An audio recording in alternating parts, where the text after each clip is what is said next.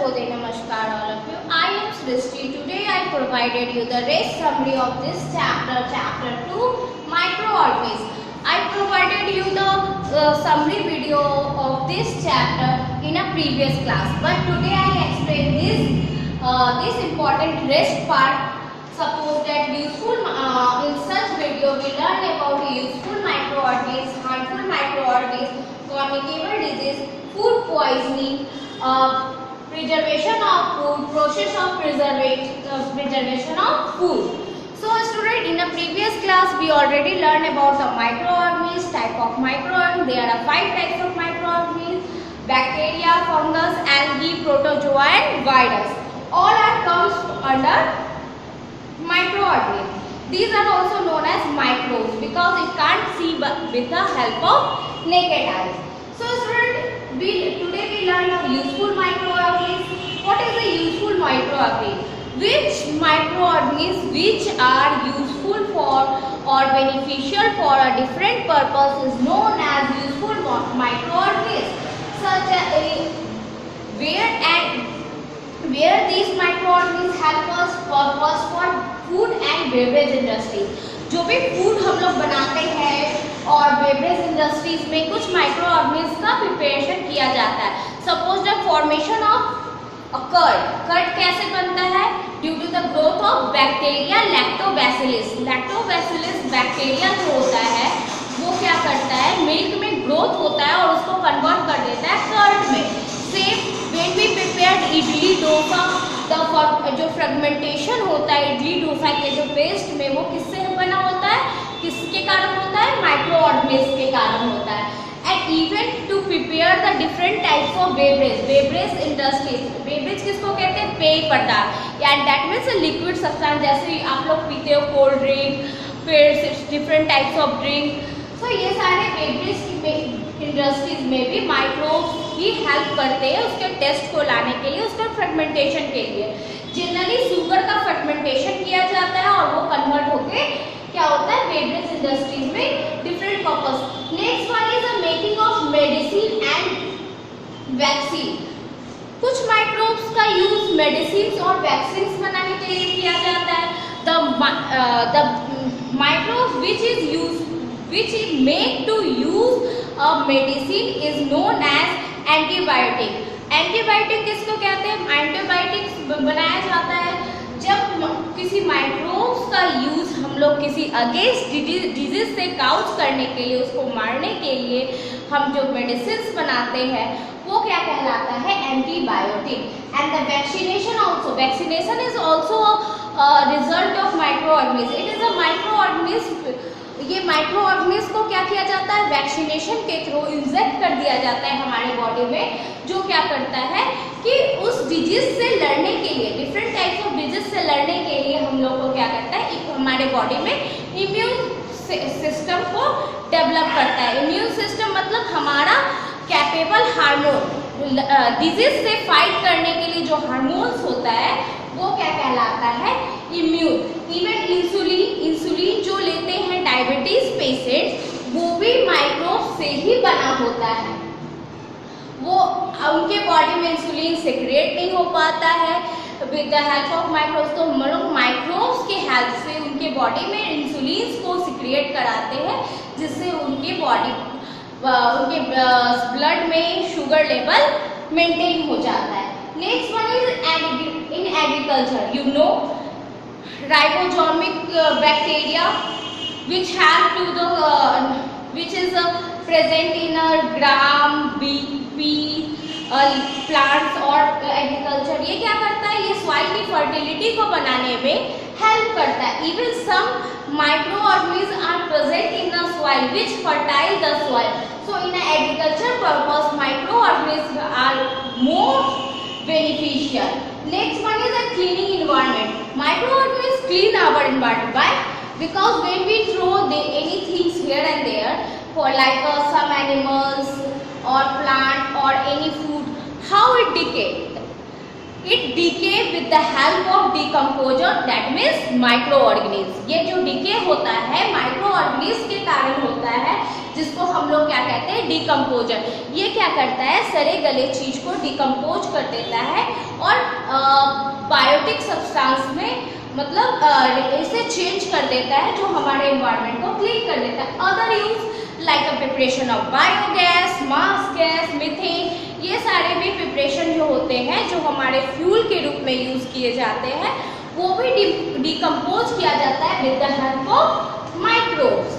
So student, we see that in our environment microbes help more beneficial for a different purpose, but some microbes like some virus, bacteria are also harm ourselves or harmful for our body and our health. So those bacteria which spread disease or harmful for our body known as pathogen और germs, जो bacteria हमारे लिए जो micro organism like bacteria, virus, fungus, algae, whatever, जो हमारे लिए क्या होता है, हार्मफुल होता है, जिससे हम लोग क्या करते हैं, जो हमारे बॉडी को में सर्वाइव करने के लिए हमारे इंटरनल ऑर्गन को वो नुकसान पहुंचाता है, हमारे ग्रोथ में प्रॉब्लम डालता है। इस टाइप के माइक्रो ऑर्गेनिज्म को हम लोग क्या कहते हैं, पैथोजेंस और जर्म्स। ओके स्टूडेंट, ये पैथोजेंस और जर्म्स क्या करते हैं, काउज कर देते हैं डिजीज को। हमारे बॉडी के अंदर बहुत सारे डिजीजेस काउज होने लगते हैं, कारण डिजीज उत्पन्न होने के कारण बनते हैं यही पैथोजेंस और जर्म्स। और ये स्प्रे होते हैं डिफरेंट पर्पज से, हमारे बॉडी में स्प्रे होते हैं, हमारे एयर के थ्रू होते हैं, बहुत सारे ऐसे डिजीज को क्रिएट करते हैं जिनका हम लोग human beings as well as animals भी इस माइक्रो ऑर्गेनिज्म के शिकार हो जाते हैं और उनमें भी डिजीज हो जाता है। तो we learn about some disease which spread through air with the by microorganisms. Through the air, some microorganisms spray some diseases like a cold, flu, mumps, tuberculosis. These types of diseases is spray through the air by microorganisms. Next one is through food and water. Food और water के through भी जो disease spray होते हैं micro organism के कारण, वो disease क्या है, कोलोरा है, टाइफाइड है, हेपेटाइटिस है, ये सारे डिजीज किसके कारण होते हैं, माइक्रो ऑर्गेनिज्म से। बट किसके थ्रू होते हैं, वाटर और फूड के through.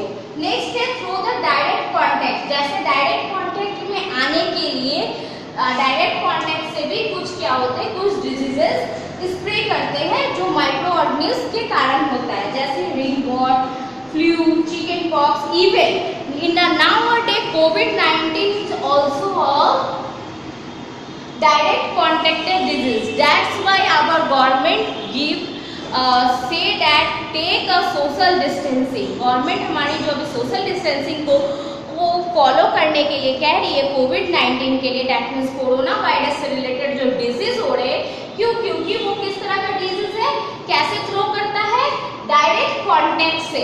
when one healthy person contact with an unhealthy person is spread through us, that's why we make distance for us, मतलब हमें डिस्टेंस बनाना जरूरी है। तो ये भी है कुछ ऐसे एग्जाम्पल जो डायरेक्ट कॉन्टेक्ट से होते हैं। कुछ डिजीजेस इंसेक्ट के थ्रू होते हैं, such as through the insect like malaria and dengue. Malaria और डेंगू मॉस्किटो का क्या कारण होता है, जब मॉस्किटो हेयर एंड हेयर इधर उधर गंदगी में बैठता है तो उसके जो फिल्स होते हैं, पार्ट्स होते हैं बॉडी पार्ट्स में, वो डिजीजेस, वो जर्म्स और माइक्रो ऑर्गेनिज्म बैठ जाते हैं। और जब वो हमारे ऊपर जब मॉस्किटो हमें बाइट करते हैं तो वो माइक्रोब्स को भी हमारे बॉडी में इंजेक्ट कर देते हैं, और ये इंजेक्शन के कारण हमारे बॉडी में वो माइक्रो ऑर्गेनिज्म क्या होता है, इंटर कर जाता है और स्प्रे करने लगता है डिजीजेस को। क्योंकि पता ही हम लोग देखें ये माइक्रो ऑर्गेनिज्म स्प्रे करते हैं बहुत ही फास्ट, इनका जो ग्रोथिंग रिप्रोडक्शन जो प्रोसेस होता है और ग्रोथ करने का प्रोसेस होता है बहुत ही फास्ट होता है। ये एक से डबल और डबल से फोर्थ वन ये चैन के फॉर्म में फैलते हैं विद इन 10 to 30 मिनट में. I already explain you in a previous class. So student, you know that what is why now we learn about the communicable diseases. What is communicable diseases? The disease which spray from healthy person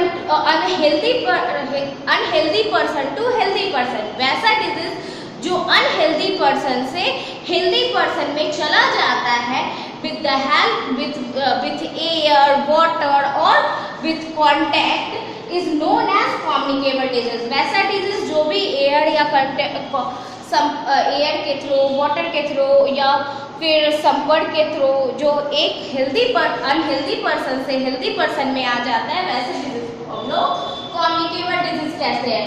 they are ringworm, chicken pox, COVID-19. These are the example of communicable diseases. Now we learned about food poisoning. What is food poisoning? When the harmful microorganisms spray or develop in our food. जब कोई micro organism spray होके या develop करने लगता है, spray होने लगता है या डेवलप होने लगता है हमारे फूड में एंड मेक इट टॉक्सिक और उसे टॉक्सिक बना देता है या पॉइजनस बना देता है, this is known as food poisoning. यही प्रोसेस क्या कहलाता है? यही क्या कहलाता है? Food poisoning. So it is a very harmful for us.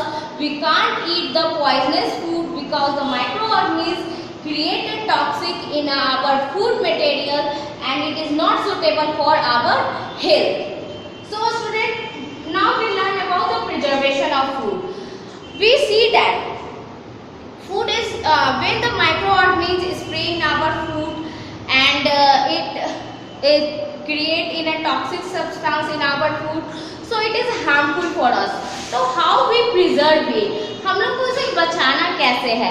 तो वही process, the process of preserving of food, process जो हम लोग प्रोसेस अपनाएंगे जिससे हम लोग फूड में माइक्रो ऑर्गेनिज्म डेवलप ना हो सके, this process is known as preservation of food.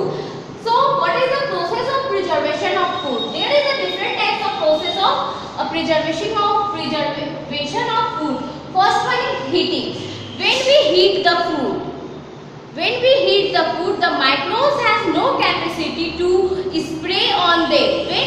When the microbes are present in that food, it kill with the when it obtain heat. जब एक माइक्रोब्स को अगर हमारे फूड में प्रेजेंट है, हम उसे बॉईल करेंगे, हीट देंगे, हीट प्रोवाइड करेंगे, तो उस टेम्परेचर में क्या होगा? वो माइक्रोब्स किल हो जाएगा और हमारा फूड क्या हो जाएगा? प्रिजर्व हो जाएगा. So with the help of heating we preserve our food. Next one is pasteurization of milk. In a raw milk, when cow give us milk, it is a raw form. वो कच्चे form में होता है. We boil it with in a 100 degree Celsius. When we boil it 100 degree Celsius, there are many microorganisms which present in our milk. They are killed. जो micro organism जो present होते हैं raw milk में, वो क्या हो जाते हैं? किल हो जाते हैं. जिससे क्या हो जाता है? हमारा मिल्क क्या हो जाता है? फ्रेश हो जाता है, माइक्रोब से मुक्त हो जाता है. नेक्स्ट है बाय कूलिंग.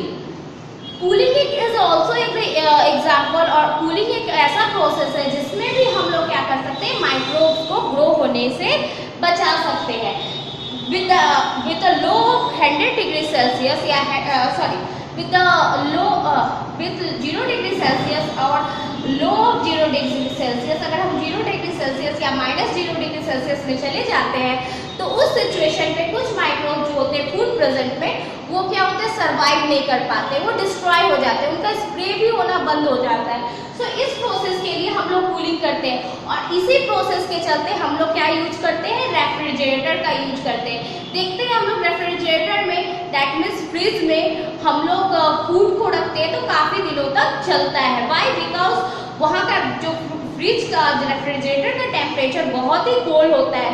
वहाँ पे वो माइक्रोब्स को ना ही उत्पन्न होने देता है, ना ही स्प्रे होने देता है. इस वजह से हमारा फूड काफ़ी टाइम टाइम तक के लिए सेफ रहता है। Next one, adding a chemical preservatives. कुछ हम केमिकल प्रिजर्वेटिव्स ऐड करके भी हम अपने फूड को काफी टाइम के लिए प्रिजर्व रख सकते हैं और माइक्रोब से बचा सकते हैं। By adding salt, when we prepare a pickles जैसे अचार बनाया जाता है तो उसमें क्या किया जाता है, हम लोग कैसे उसको प्रिजर्व करते हैं, वो तो काफी लंबे समय तक चलता है क्योंकि उसमें सॉल्ट, हम लोग कुछ chemical substance salt that means iodine को हम लोग डाल देते हैं। उसमें क्या होता है, जब सॉल्ट डालने से जो माइक्रोब्स है ना, सॉल्ट में एक ऐसी कैपेसिटी होती है जो माइक्रोब्स को स्प्रे करने और डेवलप करने नहीं देती है। That's why we add a salt to preserve it and our pickles is safe for long time for microbes. Next one is sugar. Sugar is also when we prepare a jam, हम लोग jam वगैरह बनाते हैं, jelly बनाते हैं, तो ये सारे सब्सटेंस में हम लोग क्या डालते हैं, शुगर डालते हैं। ये शुगर क्या करता है, हमारे फूड को प्रिजर्व करता है क्योंकि शुगर में भी एक ऐसा कंपोनेंट होता है जो क्या करता है, माइक्रोब्स को ग्रोथ होने में माइक्रोब्स के ग्रोथ को नहीं होने देता है और माइक्रोब्स से हमारे फूड को वो सेफ रखता है। And next one is oil and vinegar. Oil और विनीगर एक ऐसा सब्सटेंस है जिसमें क्या होता है, वाटर नहीं होता है, वो क्या कर लेता है, अपने जो भी फूड मटेरियल्स होते हैं उसको प्रिजर्व रख देता है माइक्रोब से। So chemical preservation we add salt, sugar and oil, vinegar.